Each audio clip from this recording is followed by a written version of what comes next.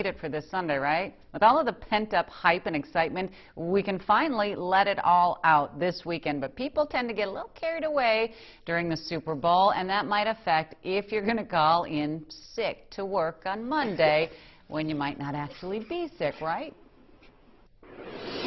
Pamela Johnson is what is called a workplace culture expert. She is also the founder of her own company called the Secret Society of Happy People.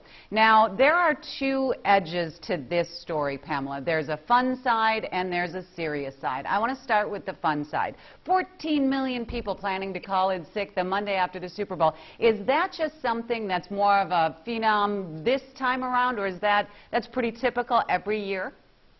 Well, I think from what I've read and understood, it's kind of it's probably been a growing number every year as the Super Bowl has become more of an event for our culture. Yeah. Well, I'll tell you one thing. It's an event here in Minnesota, that's for sure. The thing I wanted to ask you is, why do people think they can get away with it? If everybody does it, and I know every year, I've been working long enough to know that people do it, and we don't believe them. No, and it is kind of a challenge. So how does the workplace deal with people calling in sick when we kind of know they're either it's a self-inflicted sick because they were celebrating, because they might be sick, sure. Yeah, because they celebrated too much or they were a little too sad, and so you may really wake up not feeling your best. But some people are just kind of planning it because they were out, super late. And it would be nice if people were responsible enough to say, hey, I'm hosting the Super Bowl party, so I'm just going to take that Monday off.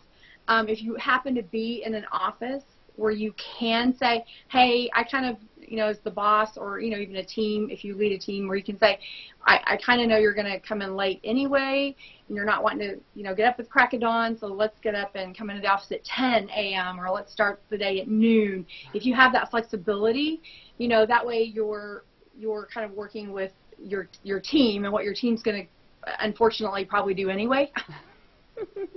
Therefore, you can kind of steer the bus at that point. Well, exactly, and kind of be what at Happier at Work, what we would kind of call a care manager. Somebody who is caring about what's important to, again, your team. If you do work in an office, though, where everybody, you really do have to be having somebody in the office at 8 a.m., maybe try to, you're going to know which of your team members are Super Bowl fanatics, if you will, who are going to be those people probably calling in or not coming in at all. And let them come in a little later, and then maybe give the person who may or may not be quite an enthusiast, and let them come in and cover the early shift and be there on time, but give them the next day, the next morning to come in late. Try to find what that balance is, or let them leave early.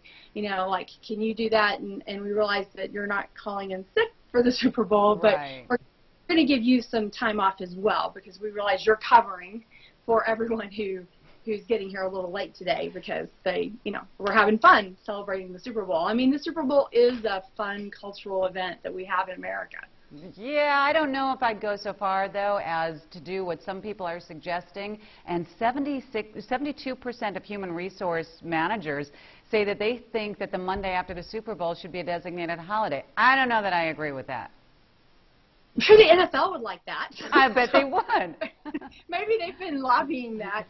I think you still are going to have, even if they did make it a designated holiday, you still have some companies that, have to be up and running. Yeah. So it's not like the whole country can take off that particular day, even if human resource managers are in favor of it. So well, Pamela, I think that. Let me ask you this. Since you are somebody who speaks on, I am sure you also believe that people can be happy at work. The two can coexist. There are people who say, no, they don't. Well, if you're not happier at work, if you will, as we call it, the Happier at Work, one thing, we do have a weekly tip you can get, so it's free. You can just sign up and we'll give you a tip each week to kind of help you find your happy at work. You could just be in the wrong career, the wrong company, the wrong career. A lot of times people will stay in the same job and they get stagnant and bored. So, there's a lot of things that go into what makes somebody happier, at work. But you should at least be content. I think, you might not be doing a cartwheel about your job, but you should at least be content with your job, because contentment is one of our 31 types of happiness. Yeah. So that you do find a few smiles in the office. Well, Pamela, I appreciate that. I'm really glad that I found you for this fun topic, because what you do go out and speak about is something I think a lot of us are looking for, and that is to be happier. So we'll put a link to your site with this interview, because I think a lot of people are interested in it. Oh, well, thank you, and we would love to talk to you guys, in the future whenever we can. Oh, you betcha. We're always doing stuff on mental health, and being happy is a part of that mental health.